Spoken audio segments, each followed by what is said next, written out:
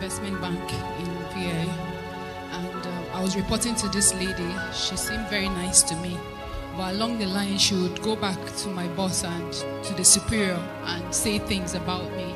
So I kept getting into trouble without knowing why, until one day one of the directors actually called me and brought up an issue, and I explained it. And from that day onwards, he would always want to hear my own side of the story before making a decision. So I saw that guy as somebody that was looking out for the interest of anyone that was oppressed. He didn't like to see people oppressed. And because of that, we became very close as like friends. I'll go to his office. He was a director. He wasn't staying in my office, but we needed to interface with him often. So one of the days I went to see him, he was like, let us hang out. And I looked at it, hang out, what bad could come out of hanging out? I don't drink, I don't smoke. And, what bad could come out of it? So I obliged. He gave me an address somewhere in VI to come over. And I went there. I was new in Lagos at the time. I didn't really know so many places. So I went to the address and I realized it was his personal guest house. When I got there, I wasn't actually afraid. Nothing actually came to my mind. And we got there and we started gisting, and he was asking me about work and all that. And somewhere along the line, he tried to kiss me, and I was trying to be in the middle of being very rude and still, refusing. And by the time I was saying no, he now became very aggressive, and he raped me. I struggled with all my strength, but he raped me. And going through that trauma, it was a very difficult moment for me, because just few years before that time, I was in a relationship from university, and we were engaged to be married. And because I had dwindled from my faith, I was born again when I got into the university. When I got into that relationship, I began to do the world standard of dating, one leg in the church and one leg, the standard of dating. So I had come to a point where I just kept feeling the grace of God leaving me. And I made a resolution that I wanted to stand and serve God with all my heart. And at that time, it was just, I had actually broken up that relationship because of my faith. And I came to Lagos year in and year out. I was not involved in any relationship. I'd made up my mind to keep myself. So when this thing happened, it was really traumatic for me, because I had succeeded for a couple of years and I was having to deal with that. While I was going through that trauma, I couldn't tell anybody. I couldn't tell my colleague. The only person I told was that same boss of mine that used to, put me into trouble. I was really distraught. So I went to her. She saw me really sad and she spoke with me, and I told her, but I didn't tell her who it was. But it happened on the 22nd of December, and the few weeks after, on the 31st of that same month, I went for crossover service, and I was burdened. I had so much pain in my heart. I just needed to cry out, and I cried to God that in that service, and I repented. I asked God for forgiveness, because I kept blaming myself for obliging that visit. And as I kept crying and begging God for to cleanse me, to help me, to heal my heart, I came back from that service really feeling free, because I could get myself back again. Because throughout that period when this happened, it was like I was going crazy. A car would actually almost knock me off. The whole incident just kept playing back in my mind, and the trauma was unbearable. So I was going through that incident when I got back on the 1st of January, and I was in my room and I was feeling uncomfortable. So I was like, maybe what's happening? I said, maybe it's because I've not been involved in such an act for such a long time. That's why my body's responding this way, because I was feeling a lot of pain and discomfort. So I now walked down to the hospital, just few streets away from my place, and the doctor did some tests. I told him what happened, and he did some tests. And he said, well, if it is what he's saying, it seems like I'm pregnant, but it's actually too early for him to dictate. So I may have to come back some few days after and check or do a scan. And I went back again, and they realized I was pregnant. And the trauma of it at that point, I thought the rape was bad, but this, I never imagined it in my life, because when I was growing up, I remember I used to always tell myself, I said, Iveren, the day you ever try having an abortion, that's the day you die. And I was one of those names, those children they used to train other people's children. I was very, I'm not adventurous. I think I analyze my movement. I do everything as one that has wisdom. So at this point, not in my secondary school, my primary school, my university, now I'm working. This is the time that such a thing is happening to me. I was really, really down. And while I was thinking of what will happen, I was saying my parents will kill me. I was really, really down. And then he kept trying to talk to me. He kept trying to call me. I wasn't picking his call. One of the days he called the office, because he was just a director of the company, not a personal staff. He called the office and I had to talk to him because he went through the phone. And when he called me and I said, telling me, I broke out into tears and told him what the outcome of what had happened was. And he said I should come and see him. So I went to see him in his office, and I told him what it was, and he would just allow me cry and cry and cry, and then he'll say, oh my God, your parents are going to kill you. And then I will cry, I will scream out even more. The pain it will aggravate me. It got me to a point where when it got me to a point where I was really, really so much pain. He now told me, well, there's a way out. I have a friend that can actually help you, and it will be our own little secret. Nobody will know. It will just be our little secret. And I thought about it. Nobody will actually know. My parents won't know.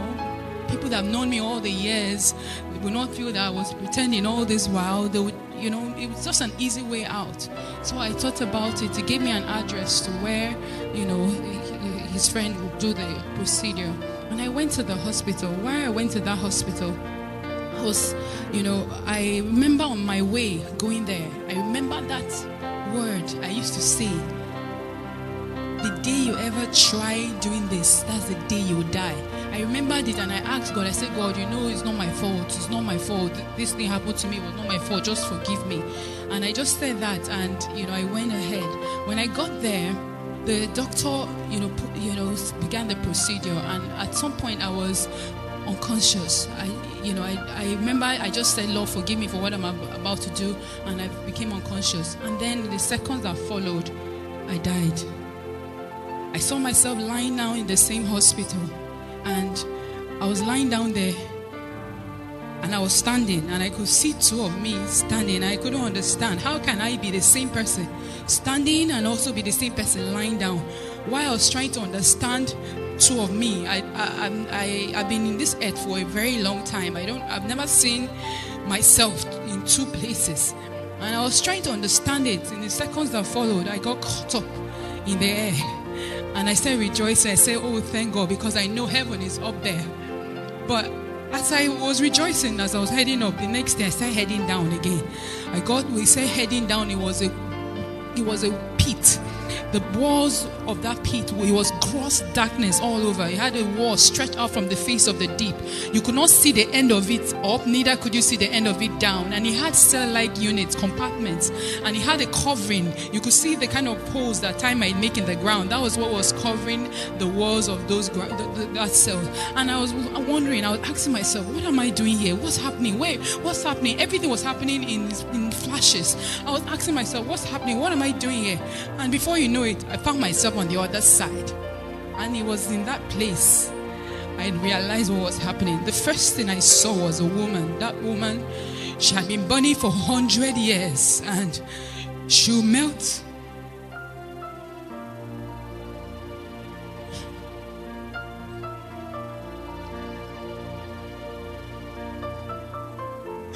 She was burning for 100 years. If you look at the fire, that liquefied fire, that is like magna from a volcanic eruption.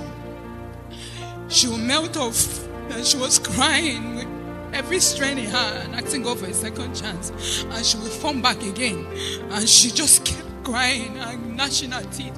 As I was looking at her, it was no longer about what I was looking at. The fire began to ravish me from my head down to my feet. I began to burn and I began to cry, and I was screaming with every strength in me.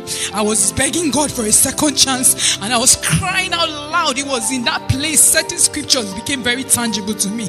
When the Bible says there will be gnashing of teeth, I found myself gnashing my teeth. I was grinding it and I was screaming, and my shouts were loud. If I shout now, the next shout will be louder, but this energy it keeps depleting, but your shouts keep increasing. I was screaming, everybody was screaming, everybody was begging God for another chance. As I was shouting and I was begging God, I remember a few things that occurred there. Some of the things that were traumatic for me were the fact that if you just imagine that everybody was shouting, the noise there was enough, was like bomb blast blasting off your ears. If there was no fire, if there was nothing there, just that noise was enough to burst your earballs, but you wouldn't die. Then imagine you cannot breathe. You hold your nose for 1 hour. You cannot breathe, but you cannot die. It was bad and it was painful. I realized as I was going through all these experiences, I realized the smell, the stench in that place. If there was no fire, if there was nothing else, just that stench was bad enough.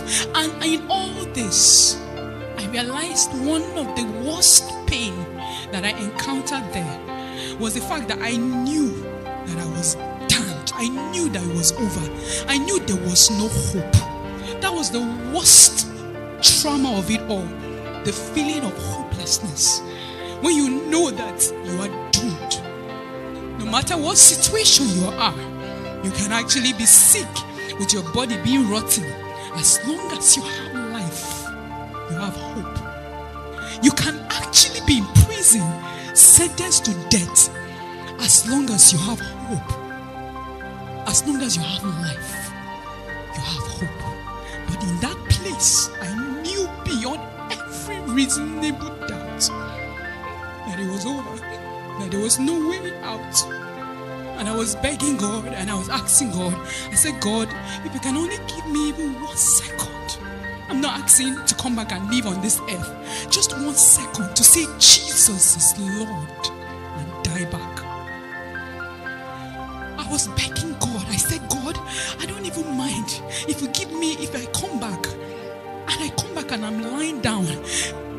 I don't have hands, I don't have legs. I'm eating shit and drinking piss, and people are stamping on me. Just the opportunity to come back and restore my ways. It's enough for me. He asked me, I told him, Lord, it's not my fault. And he said, you made a choice. And you are here because you made a decision. And I kept begging. Everybody was begging, and everybody is still begging there. One of the scriptures that also became tangible to me, the Bible says, blessed is he that believes. A lot of people want to see before they believe. But if most of them saw, they know that hell is real. They are in the belly of hell, but it's over. They cannot make the choice now because they wanted to see before they believe. I kept crying and I kept begging God, and I was asking God the same way everybody was begging God.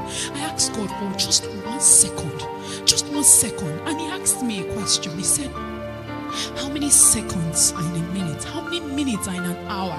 How many hours are in a day? How many days are in a month? How many months are in a year? How many years have you spent on this earth? Weigh those seconds in those years. With this 1 second, you're asking me, which of them is greater?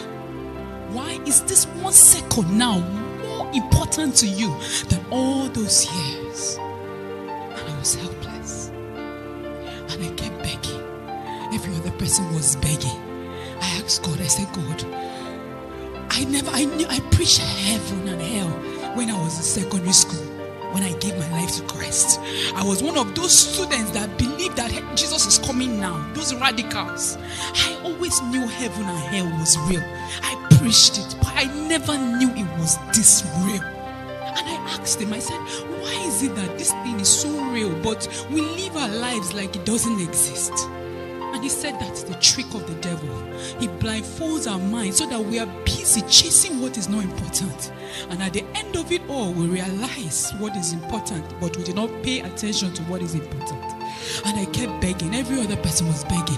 I realized another scripture that says a living dog is better than a dead lion. As long as you are alive, you can make a choice for where you're going to. But once you close your eyes from this earth, it is over. I asked God as I was crying, I was begging. Everybody was shouting with all their strength, asking for mercy. I asked him, I said, God, I preach this thing. Just give me this opportunity. Let me go back and preach to people. Let me go and share this news with other people, because I don't. He now asked me a question. He said, Jesus, the Son of God, came, but the world did not believe him. He said the book of Revelations was written for the world to read, but they don't read it, let alone believe it. He said many have come back with warnings for the world. He said they don't listen. Why will they listen to you? I said, God, you don't understand. I will come back. I will tell everyone and anyone that has ears that it happened to me. And in seconds that followed, I found myself heading back. We got very close to where the hospital was. And then I woke up in my body. Fear gripped me for some days. I felt the only thing I needed to do was just to lock myself up, just be worshiping God and just worshiping him, so that maybe if I eat, I will still sin. By talking, I will still sin. So I just wanted to lock myself. And he said, no, I brought you up so that you can come and sound the warning. Few weeks after, I was so desperate. I would go about, Jesus is coming. But I was sharing it like somebody that was crazy, like somebody that was mad. But I couldn't tell people that have known me over the years, because I didn't want their reputation. I didn't want them to have a wrong reputation of me. And then one day, the Lord told me, he said, for the same reason you died in the first place is the same reason you will die again if you do not go and warn my people. He said, if you love your reputation more than me, you do not deserve me. If you love your life, you will lose it. If you lose it, you will gain it. And I cried to God. And after that day, I received boldness. I found myself in Dominion City, and I received the grace and the boldness to share it. Even though it was a struggle, I received the grace to share it. But one of the things that happened to me, which is why one of the grace that happened to me, one of the last scriptures that became tangible to me, why everybody was begging and crying for God to have mercy on them. They were begging for 1 second. 1 second is tick. 1 minute is tick, tick, tick, tick, 60. 1 second. One of the things that became very tangible to me, it says, I have mercy upon whom I have mercy upon. When I died, God gave me a second chance just because of his mercy. Every other person that was burning that day is still burning today. But I'm here by his mercy and by his grace.